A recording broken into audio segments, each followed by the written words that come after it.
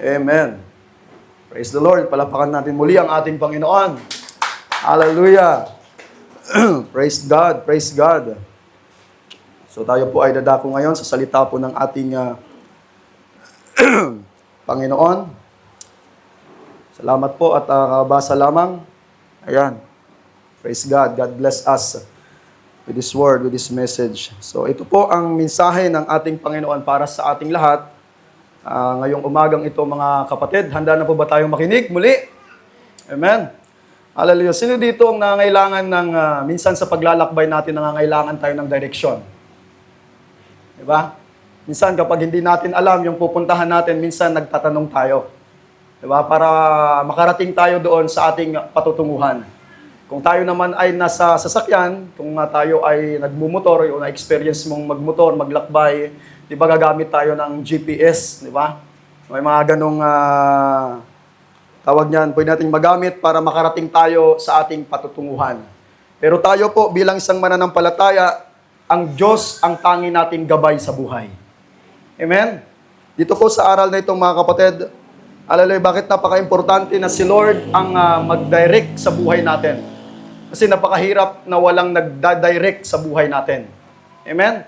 Lahat tayo magkanya-kanya, lahat tayo ay hindi makakarating doon sa gusto at ibig ng ating Diyos na buhay. So yung verse natin, mga kapatid, very well known, familiar na verse, pero tingnan po natin kung ano yung mensahe ng ating Panginoon. Basahin ko lang muli, Proverbs chapter 3, verse 5 to 7. Trust in the Lord with all thine heart, and lean not unto thine own understanding. In all thy ways acknowledge Him, and He shall direct thy paths. Be not wise in thine own eyes, fear the Lord, and depart from evil. So dito, merong sinabi dito, He shall direct thy path. So ang pinakadakilang direktor ng buhay natin, walang iba kundi ang ating Diyos. Nagbigay siya ng script sa atin, di ba? Through the scriptures, para siyang susundan natin, para hallelujah, yung pag-direct o paggabay ng Diyos sa buhay natin mangyari sa bawat isa sa atin. Amen? Hallelujah. Amen po ba? Glory to God. Mainit ba? Hallelujah. Mainit po ngayon. Medyo ano po yung pakiramdam ko, bigla na lang nagkaganito mga kapatid. Pero praise God, alam kong dakilang ating Panginoon. So God is the director of our lives. He give us His word to direct us. Kung wala yung word, kung wala yung salita ng Panginoon, walang magdidirect sa atin, walang magdadirect sa atin. Kaya makita natin, importante yung salita sa bawat isa sa atin para yung buhay natin may direction. Meron ka bang kilala na kapag tinanong mo, minsan naisip nila na parang wala ng direksyon ang buhay nila? Di ba? Minsan may mga ganong naririnig tayo, minsan galing sa atin. Napakiramdam natin, nakikita natin sa ating sarili, wala ng direksyon ang buhay ko. Wala ng patutunguhan ang buhay ko. Bakit? Kasi nakita niya ang buhay niya, wala ng pag-asa. Pero dito sa atin mga kapatid, kapag meron kang Diyos sa buhay, merong direksyon o patutunguhan ang buhay mo. Amen? So, bakit redirecting our walk with God? Bakit ito yung tema natin? Kasi po, lately po mga kapatid, minsan tayo po ang nakakapansin, sarili kong nakakapansin, kung yung buhay ko ay nandoon pa rin sa kalooban ng ating Panginoon. Kasi minsan napapalihis tayo, tama? May time sa buhay natin na minsan lumilihis tayo, kaya kailangan natin ng redirection na galing sa ating Panginoong Diyos. Mga kapatid, ang mensaheng ito, nakita ko rin sa sarili ko na kailangan ko ng redirection. Ikaw ba, kailangan mo ba ng redirection? Amen? Bawat isa sa atin, kapag nakikita natin yung sarili natin, by the help of the Holy Spirit na hindi na tayo lumalakad ng ayon sa kalooban ng Panginoon, we need the Lord. We need the redirection ng ating Panginoon. So God is the director of our lives. He give us His word to direct us. Psalms 119 verse 103, sabi ni David, "Thy word is a lamp unto my feet and a light unto my path." Bakit? Why we need redirection bilang isang mananampalataya? Minsan may mga mananampalatayang naliligaw. Tama po? Amen? Minsan tayo individual. Ako na lang sa sarili ko kasi po nabuo ko itong mensaheng ito nung nakita ko ang sarili ko. Kasi minsan baka busy na ako sa ibang bagay. Hindi na ako busy sa Panginoon. Hindi ko na ginagawa kung ano yung pinapagawa ng Panginoon. Mamaya, na out of focus na ako. Mamaya, iba na ang tinitingnan ko. So, I need the redirection of the Lord. Kailangan ma-redirect muli ang aking buhay. So, why we need redirection? Hindi mo kailangan ng redirection kung maayos naman ang takbo ng iyong pananampalataya. Tama? Ang nangangailangan lang ng redirection, yung mga taong napalihis ng landas. Kumbaga, nag-iba ng landas, nag-iba ng lakad. So, they need the redirection ng kanilang pananampalataya, mga kapatid. So, why we need redirection? Kasi minsan, nalilihis ang ating buhay. Amen. Minsan, naliligaw tayo. Minsan, iba yung dinadaanan natin. Di ba minsan, kapag sa paglalakbay natin, kapag medyo, tawag nito, medyo alam mo na naligaw ka, kailangan mo ng GPS, di ba? Kailangan mo ng mapa. Gagamit ka ngayon ng ganong, di pa kasi ako nagagamit ng ganon eh. Ano, meron na ngayong Waze, tama, di ba? Waze ba yun? Di pa ako nakagamit ng ganon kasi dito lang naman. Siguro, pag malayong lugar, pwedeng gagamit ng ganon. So, magagamit yung ganon, di ba? Ang point po, mga kapatid, kapag di natin alam yung patutunguhan, gagamit tayo ng mga pwedeng gamitin para makarating tayo doon sa ating patutunguhan. Minsan, sinasabi nila, gamitin mo si Magda, di ba? Si magtanong, kailangan mo magtanong para makarating ka doon sa patutunguhan mo. So why we need redirection, mga kapatid, kapag nakikita natin ang ating sarili na nalilihis ng landas, nag-iba yung buhay, nag-iba yung daan na nilalakaran, but God is good. Amen. God is good. Kasi siya po ang Diyos na nagdadirect sa atin, siya rin ang nagre-redirect sa atin. So dito makita natin, mga kapatid, meron po akong sinulat. Medyo mabilis itong pananalita ko, mga kapatid. Meron akong sinulat, what is the proof that a believer needs redirection? Ano ba yung mapapansin natin sa isang mananampalataya na kung saan nangangailangan siya ng redirection sa kanyang buhay? Kasi minsan, ang mananampalataya nalilihis. Ito po ang sinulat ko, mga kapatid. Hindi ko alam kung mahaba itong mensahe, pero praise God, nawa ay makatulong sa atin, magbigay sa atin ng kapahayagan upang maayos natin ang buhay natin kung meron mang dapat ayusin sa ating mga puso, sa ating pananampalataya. So what is the proof that a believer needs redirection? Ano ba yung makikita natin? Ano ba yung mga pruweba sa bawat isang mananampalataya na kailangan natin ng redirection? Unang pong sinulat ko, prayer is no longer a priority. Ang pananalangin, hindi na niya prioridad. Dati, prioridad niya yung prayer. Hindi siya makaalis ng bahay kung wala yung prayer. Tama? Hindi siya makagawa kung ano man yung gusto, kung ano man yung pinapagawa ng Panginoon.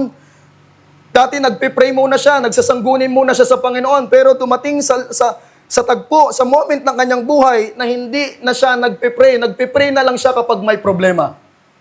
Kumbaga ba, hindi na niya priority yung prayer. Alam natin na yung prayer is communication with God. Amen?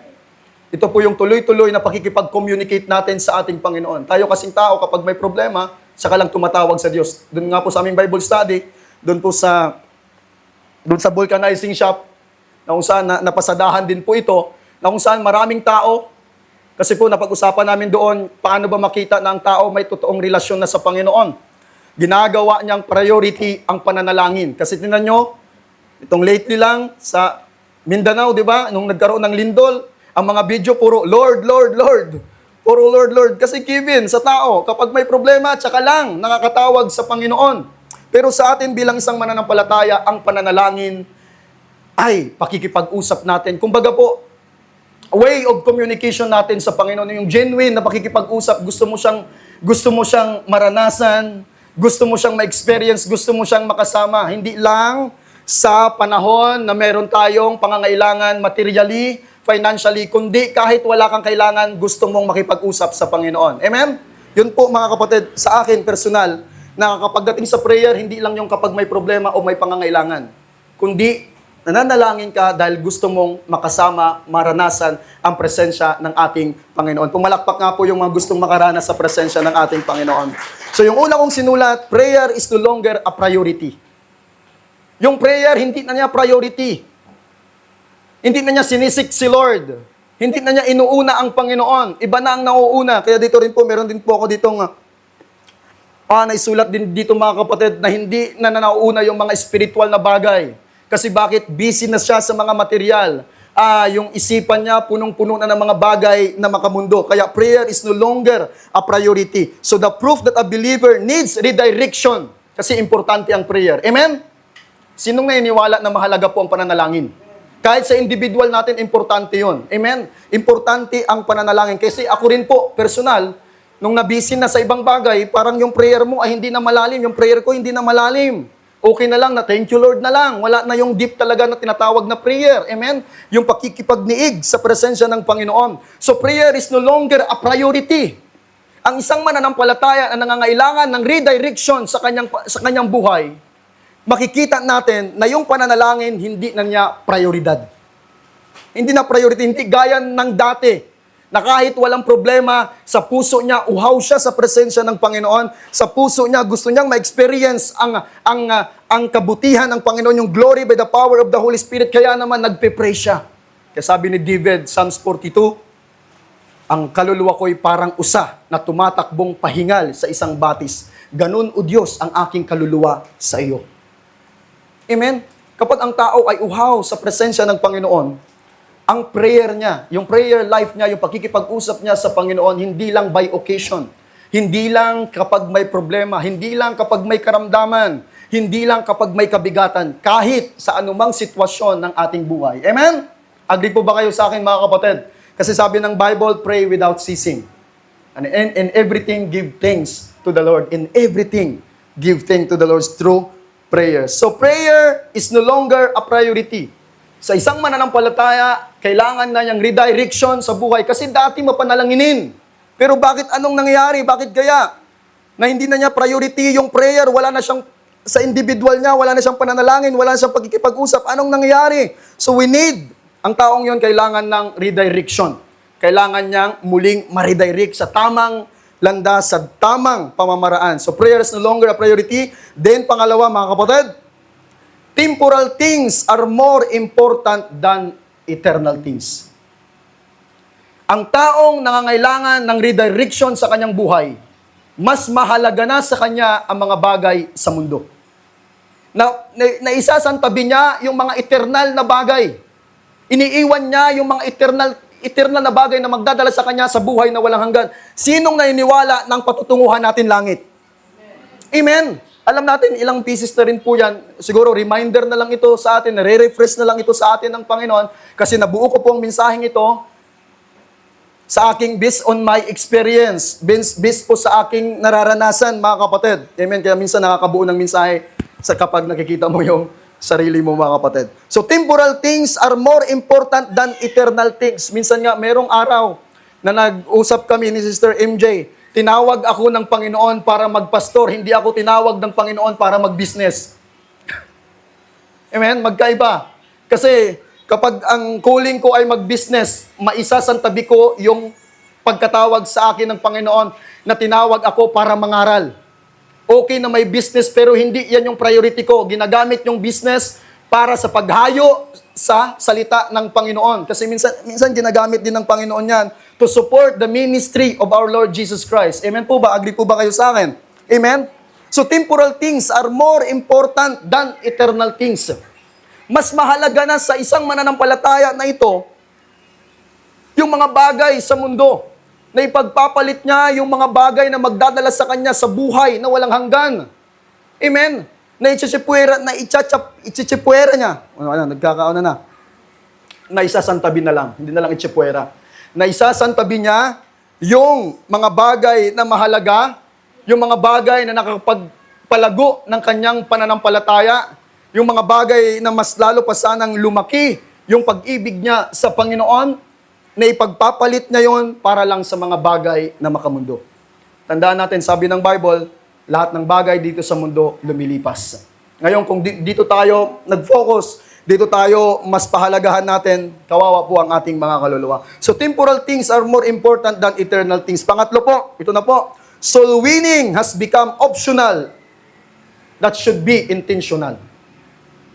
Minsan na pagsusoul winning, halimbawa ako pastor, yung pagsusoul winning ko, optional na lang. Hindi na talaga intentional kasi we believe that soul winning is intentional. Amen? Intention natin, kailangan nating gustuhin. Kailangan nating sadyain. Sabi nga ng isang pastor, yung si Hindi ko na maalala. Ang sabi niya, kailangan sadyain, kailangan gustuhin. So soul winning has become optional and should be intentional. Kailangan po nating sadyain. Kung gusto mong maligtas ang mga mahal mo sa buhay, sasadyain mo talaga na bahaginan ng salita ng Panginoon. Hindi natin pwedeng sabihin na aksidente lang o, 'di ba? Kailangan intentional ka. Maging ang sariling natin, kailangan intentional ka rin sa sarili mo. Kailangan gustuhin mo rin yung mga bagay na patungkol sa Diyos. Tama, amen? Gustuhin natin na pumunta sa simbahan, kailangan gustuhin, intentional ka doon sa bagay na yon. Gusto kong lumago, Lord. Kaya gugustuhin ko na lumapit sa iyo. Kaya napasadahan rin sa Bible study yung sa life ni Zaccheo, kahit pandak siya, sabi sa Bible, kahit maliit siya, pero ginusto niyang makita si Lord. Meron siyang eagerness na makita ang Panginoon, kaya gumagawa siya ng paraan. So ang mga bagay na patungkol sa Panginoon, dapat ito ay intentional. So kapag tayo bilang isang mananampalataya, na nalilihis tayo ng landas, yung pagsusoul winning, nagiging optional na lang sa atin. Kung kailan mo na lang gustuhin, saka mo na lang gugustuhin. Kumbaga, wither. Sabi nga ni Kuya Kim, wither na lang. So soul winning has become optional and should be intentional. Dapat intentional ito. Pang-apat po, napakahalaga sa lahat, para sa ating lahat. What is the proof that a believer needs redirection? Sin has become normal. Ang mananampalataya na nangangailangan ng redirection sa kanyang buhay, ang kasalanan parang normal na lang sa kanya. Dati kapag nakapagsalita ka ng masama, kapag nakapagmura ka, para bagang sa Bisaya pa, gikumot ang imong kwan ba, kasing-kasing. Parang nakaramdam ka ng, oh Lord, sobrang kalungkutan, di mo ma-explain. Dati nung una, kapag maliit lang nakagawa ka ng pagkasala, sobrang na agad ang paghingi mo ng tawad sa Panginoon. Minsan, pinipil-pil mo pa, inaano mo pa yung bibig mo, sorry Lord. Pero, kapag ikaw ay nangangailangan ng redirection, yung kasalanan parang normal, nakasanayan mo na. Nakasanayan mo nang magmura, wala nang conviction, parang hindi mo na pinapansin, hindi na mabigat. Amen? Yung pagsayaw sa kanina, sabi nga ni Bishop, yung sa dedication pa lang, yung pagsayaw natin dapat para sa Panginoon. Pero ngayon, amen, minsan yung pagsayaw, may mga mananampalataya, sumasayaw na rin sa mundo. Parang nagiging normal na sa kanila. Kaya kailangan niya ng redirection. Bakit nalihis ng landas? Kailangan mong makabalik sa tamang landasin. So number 4, sin has become normal. Naging normal. Accepted mo na siya sa espiritu mo, sa sistema mo. Okay na magkasala. Dati ayaw mong maniwala na ang sugal, dati naniniwala ka na ang sugal kasalanan. Pero ngayon, tinanggap na ng sistema mo, okay lang yan. Amen? Hello? Amen? May nakikinig po ba? Okay lang po bang mag-preach ako? Kasi yun ang katotohanan. Hindi ko naman sinasabing kilala ko at alam kong ginagawa ninyo, pero ito ang gusto ng Espiritu eh. Amen? Dati, ay, masama yan. Pero ngayon, tinanggap na. Amen? Dati masama yan, ayoko yan, masama. Ngayon, tinanggap na ng Espiritu. Nagiging okay na sa Kanya. Dati, ngayon sa Senado, dati ayaw nilang aprobahan yung SOGI bill. Diba? Kasi laban sa turo ng Panginoon. Pero ngayon, tinatanggap na nila. May mga tao na may mga tawag yan, lawmakers na ina-accept nila.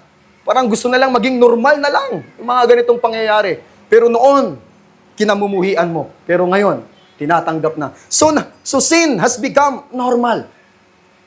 Tinanggap na nila sa kanilang sistema na okay lang magkasala. Okay lang makagawa ng kamalian. Okay lang na ganito. Ginawa na nilang normal. So kailangan niya ng redirection. Pag once ang kasalanan naging normal na lang sa'yo, kailangan natin ng redirection. Pag once ang kasalanan naging normal na sa akin, na parang hindi na ako binabagabag, parang okay na sa akin, hindi na ako mapakali. Dati, kapag nakapag-isip ka ng masama, nire-rebuke ko pa in Jesus' name. Pero ngayon, pinubulay-bulay na natin. Binubulay-bulay na ng isang tao. Dati kapag nakapagsalita tayo ng hindi maganda sa ating kapwa, nilalapitan pa natin. Naalala ko po nung doon pa po ako kila Sister Merly, doon sa MGN, ako pang nagbantay noon. Minsan dumarating kapag pagod ka kung ano-ano nang nasasabi. Kasi, antakin mo, ako yung nagkakamada ng mga hotdog, tapos may dumating na nagdi-deliver. Medyo medyo nainit at naalala ko, hindi ko na maalala kung anong sinabi ko, pero nung na-realize ko na mali pala yung nasabi ko, hinabol ko siya.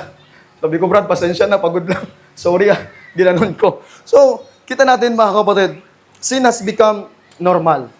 Kapag once ang isang mananampalataya, ang isang Kristiyano, na nangangailangan ng redirection, ang kasalanan naging normal na sa kanya. Hindi na siya marunong humingi ng tawad.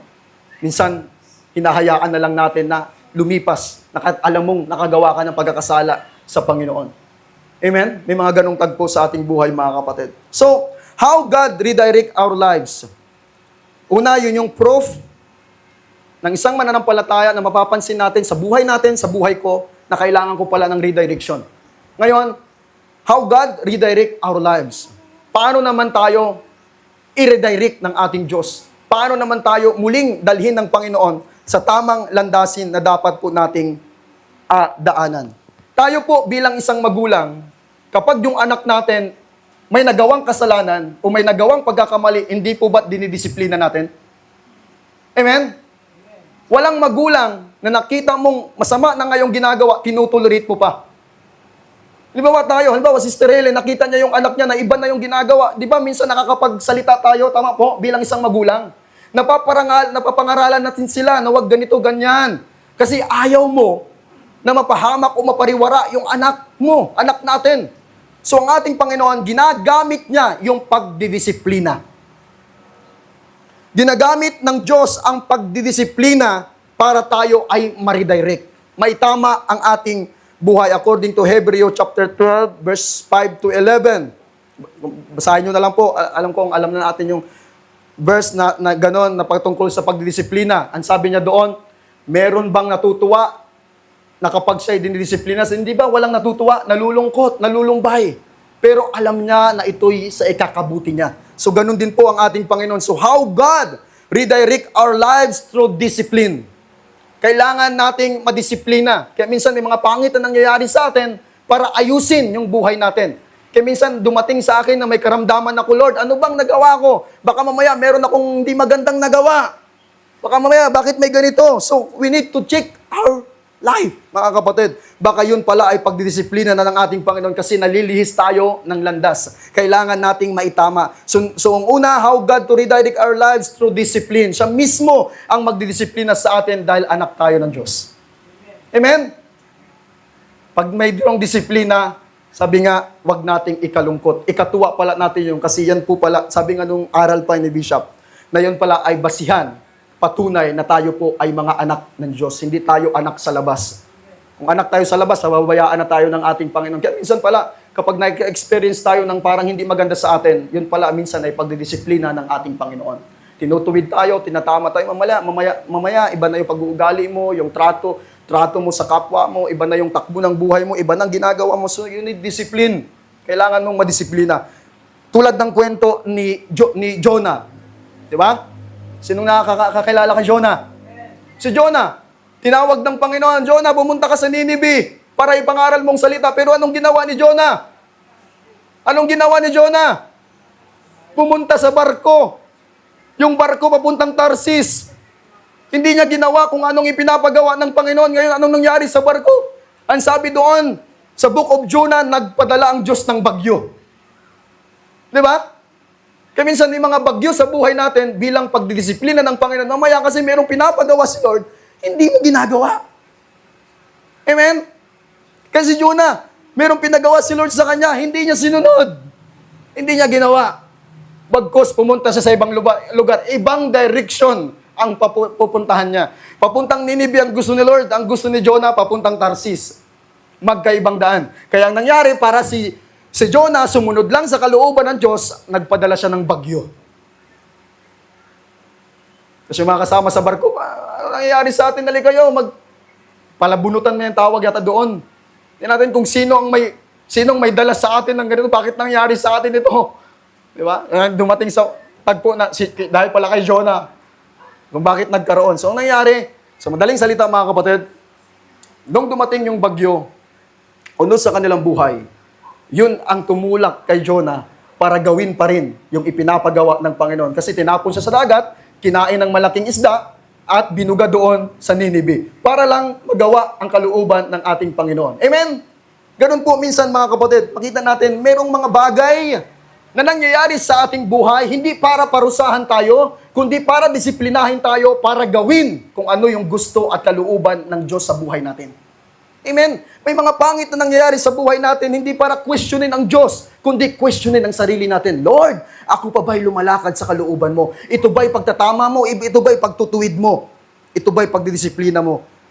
Makita pala rin ang pagdidisiplina ng Diyos para dalhin tayo sa kaayusan, para dalhin tayo sa tamang landasin. Amen? Then yung Israel, di ba every time ng Israel bumaling sa ibang Diyos?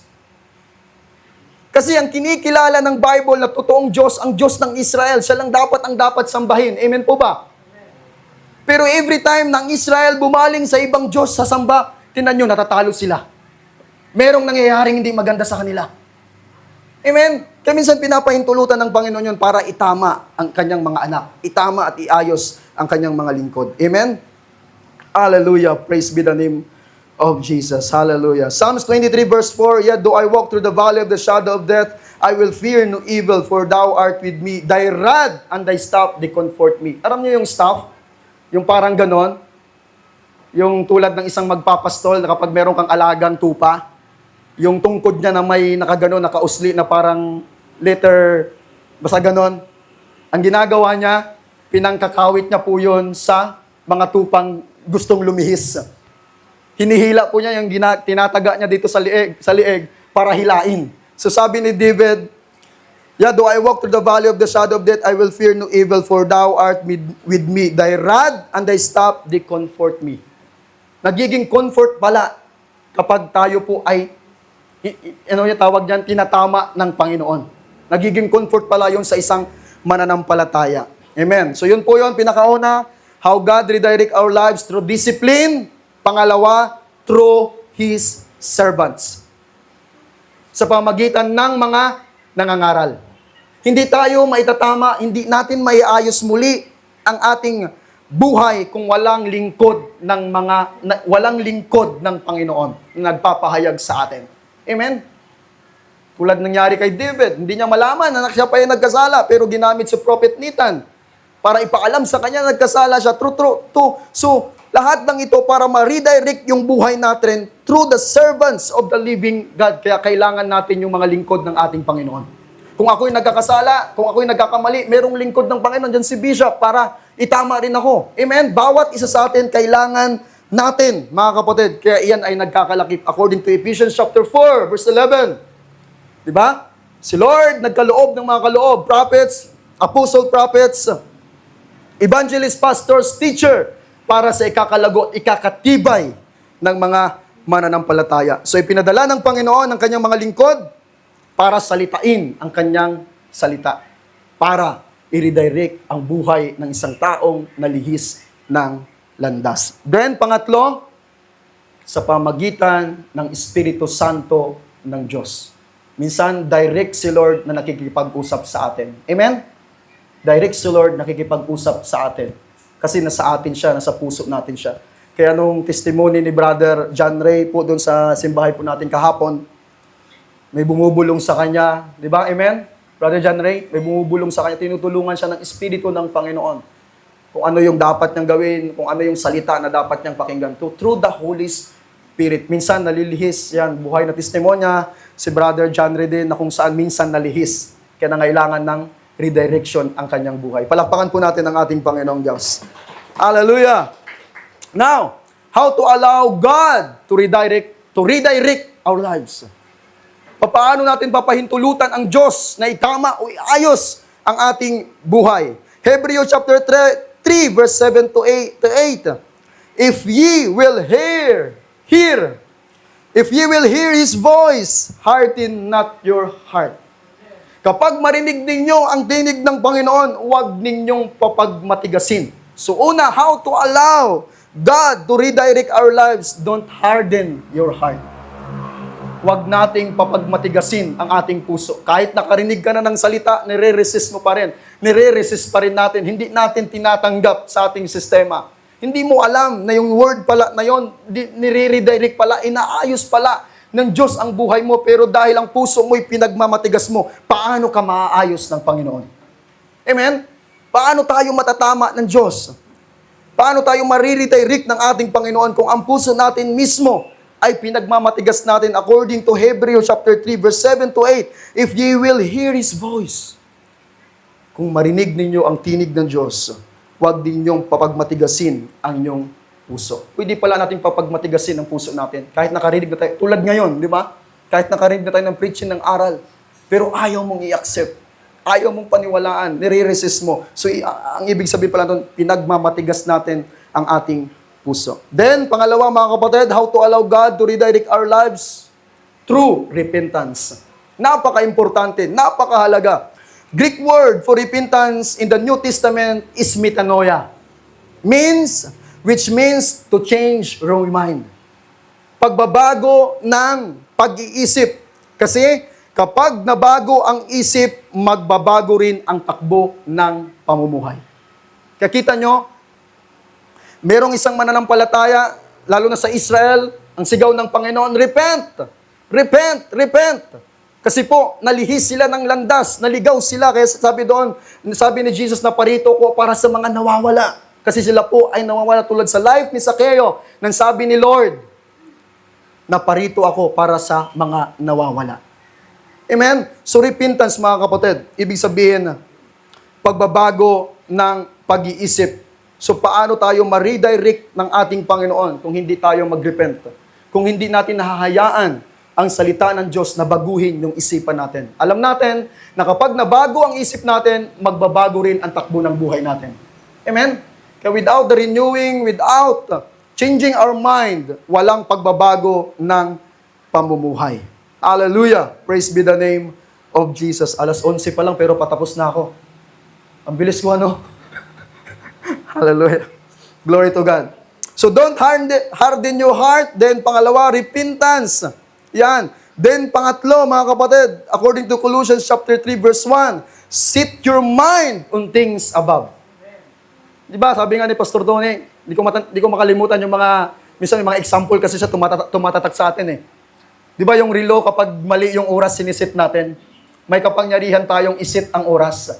Pero dito sa Colossians chapter 3 verse 1 sabi dito, set your mind on things above. Meron din pala tayong kapangyarihan na kailangan na kilusin yung isipan natin para isipin yung mga bagay na nasa langit. Amen? So, reset your focus. Sabi dito, kailangan mong i-reset your focus mamaya, iba na ang tinitingnan mo, kaya ka naligaw eh. Sabi dito, meron sinulat, redirection starts with eyes, not feet. Sabi niya, you can't walk right if you're looking wrong. Hindi raw po tayo makakalakad ng maayos kung mali ang tinitingnan natin. Pero kung tama ang tinitingnan natin, makakalakad tayo ng maayos. So we need to reset our focus. According to Colossians chapter 3 verse 1, kapag kailangan mo ng redirection, kailangan tama dapat ang tinitingnan natin. Mamaya, mali nang tinitingnan natin dahil linda. Kaya yung takbo ng buhay natin, naging mali na rin. Amen? Mali na yung naiisip natin, kaya mali na rin yung ating mga ginagawa. So, we need to reset our focus. Set your mind on things above, according to Colossians chapter 3 verse 1. Hallelujah! To allow God to redirect our lives, we need to reset our focus. Kamaya, iba nang tinitingnan, problema nang tinitingnan natin, mga pagsubok nang tinitingnan natin, kaya nag-iba yung takbo ng ating buhay. In Jeremiah chapter 6 verse 16, mga kapatid, ang sabi dito, thus saith the Lord, stand ye in the ways and see, and ask for the old path. Ask for the old path. Where is the good way? And walk therein, and ye shall find rest for your souls. But they said, we will not walk therein. Nag-question ako, nagbulay ako, bakit merong old path? Bakit merong lumang daan? Wala pong dating daan. Merong lumang daan, sabi ng Bible. Sa Jeremiah chapter 6 verse 16, bakit merong old path? Nagiging old path lang yung daan na yon kapag iniwan ng tao. Kasi yung Israel, sinugo ni Lord si Jeremiah, iniwan nila yung daan na itinuro sa kanila ng Diyos, nag-iba sila ng daan. Kaya yung daan na yon nagiging luma dahil iniwan ng isang mananampalataya. Pero yung daan na yon, hindi naluluma. Yan po ay laging bago. Naluluma lang kasi iniwan.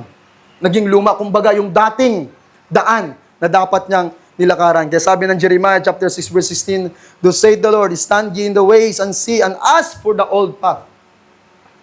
Where is the good way?" Kung saan ito'y mabuting daan. Walang ibang mabuting daan liban sa daan ng Panginoon. Amen?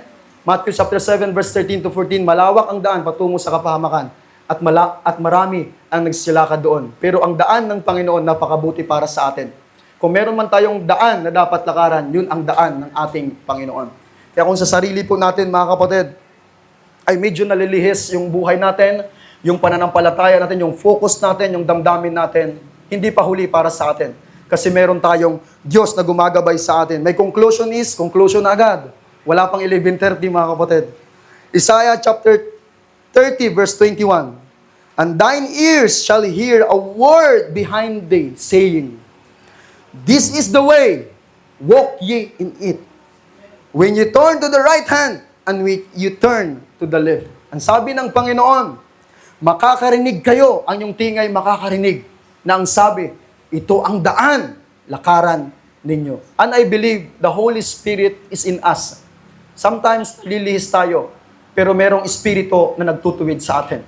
Sometimes ibang naiisip natin, iba nagiging takbo natin ang buhay natin, iba yung nasasabi natin, but there's a Holy Spirit na nagsasabi sa atin, anak, mali yan. Anak, ito yung tama. So my conclusion is, we need to trust the Holy Spirit. We need maging sensitive sa kilos ng Espiritu Santo sa buhay natin para makakarating tayo sa gusto ng Diyos na ating marating. Ang Panginoon may plano sa atin. Ang Panginoon may magandang kinabukasan sa bawat isa po sa atin. Di ba nasabi nga po natin noon, napakaraming nagkukot ng verse ng Jeremiah 29 verse 11. "For I know the plans I have for you, declares the Lord. Plans to prosper you, not to harm you. Plans to give you better future and hope." Pero paano mangyari yon kung hindi mo naman hahayaan ang salita ng Diyos na mag-direct ng buhay mo? Paano ka makarating sa promised land kung ngayon pa lang ayaw mo namang sundin ang salita ng Panginoon? Alam natin na ang Diyos merong magandang plano, pero para makarating tayo sa magandang plano na yon, kailangan nating sundin yung paggagabay ng Diyos sa buhay natin. Meron siyang ginagamit na disiplina, meron siyang ginagamit na mga lingkod ng mga pastor na sinugo ng Panginoon sa atin. Ano ang ginagawa ng mga lingkod ng Panginoon ngayon, mga kapatid? Nakakalungkot po, Bishop. Doon sa gawain po doon sa aming pinagawain doon sa vulcanizing shop. Sa totoo lang, merong unang pastor po na ginamit ang Panginoon doon. Halos daw po, gabi-gabi, Brother Noy, may gawain. Nagreklamo na yung matanda. Bakit naman laging gabi-gabi? Siya pala yung nagkukusa sa yung na gabi-gabi. Alam nyo, merong silang word. Hindi po ito paninira, mga kapatid. Totoo po ito. Kaya nga po kami, ingat na ingat kami sa sarili namin. Ingat na ingat kami. Alam nyo po, ang sabi ng yung inaaralan po doon, yung pastor na yon, marunong mangutang pero hindi marunong magbayad. Tapos kapag nagpapavulcanize sila, 70 pesos, Bishop, hindi daw ay nabayaran. Diba? Pastor po yun. Hindi po ako naninira ng pastor, ha? Pero galing po sa kanila yon. Kakita nyo paano magiging epekto ang kanyang pangangaral kung mismo sa buhay niya hindi nakikita ang kanyang ipinapangaral.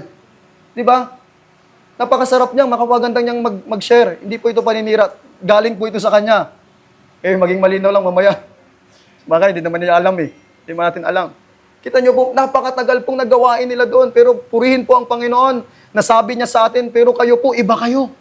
Diba? Iba po kayo. Bakit nagiging maganda tayong halimbawa sa kanila? Mga kapatid, kung maaari lang, ingat na ingat kami sa aming pamumuhay para hindi kami makitaan. Na para yung word na aming ipinapangaral nagiging epekto. Akalain mo yon, sabihan ka, marunong kang umutang pero hindi ka marunong magbayad. Tapos kung magpa-vulcanize ka, hindi ka marunong magbayad, 70 pesos na nga lang, hindi mo pa babayaran. Kita nyo mga kapatid, sa kanila, tumanim sa kanila yon. Tumatak sa kanila yon. Kung paano natin ipamuhay yung salita. Kaya sabi ko nga po noon, nung Bible study ako, Bishop, yung testimonya ko noon, Binago na ako ng Panginoon, ganito, ganyan. Tapos nakita ka, ba kuya, bakit nung sinabi mo, binago ka na ni Lord, bakit ka naninigarilyo? Di ba? So hindi siya nagiging epekto, kaya nalungkot ako that time. Hindi ko na po dinagdagan, kaya mamaya bang mapunta na sa ibang usapan, mamaya magatungan ko pa eh.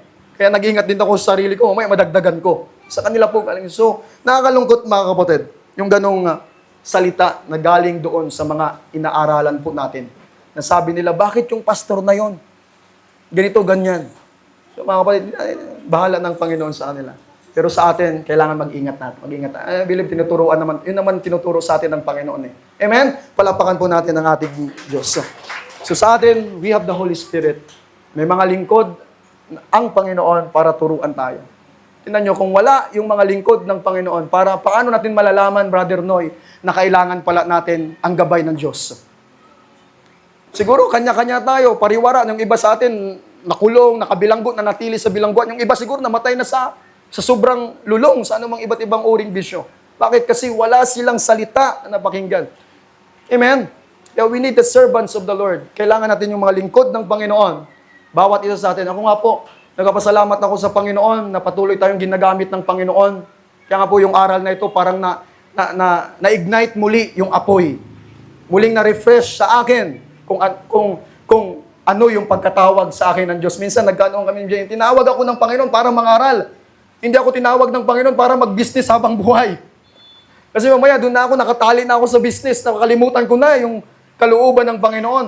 Amen? Yun yung calling ng Diyos sa atin. Although may business, pero hindi tayo ginagamit lang ng Lord dyan para supplyan, suportahan kung ano man yung ipinapagawa ng Panginoon. Hindi para buong buhay nandyan ka. Kaya sabi ko, mag-pray tayo na kailangan meron tayong kasama.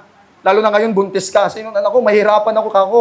Sabi ko, hindi ko na kaya kapag may gusto akong puntahan, may gustong ipinapagawa si Lord sa akin, hindi ko na magawa. Bakit? Nakatali na ako dyan. Hindi ko na kaya kailangan ko ng redirection ng Panginoon. Kailangan ko ma-redirect ang buhay ko. Kailangan ma-realign yung life ko sa kalooban ng ating Panginoon. Amen?